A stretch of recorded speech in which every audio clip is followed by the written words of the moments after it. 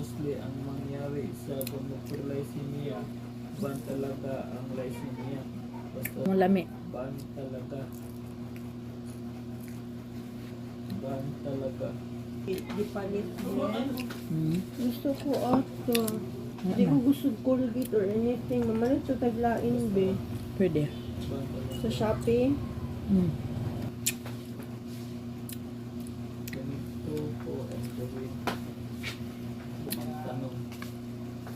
Depende sa case niya kasi basta sa drug.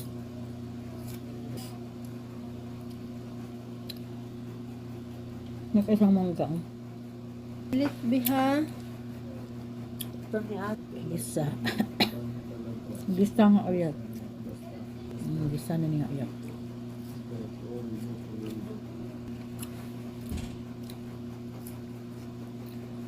Kung nakadakop, anak lang. Yan lang po kung doon siya po magtanong. Depende lang po.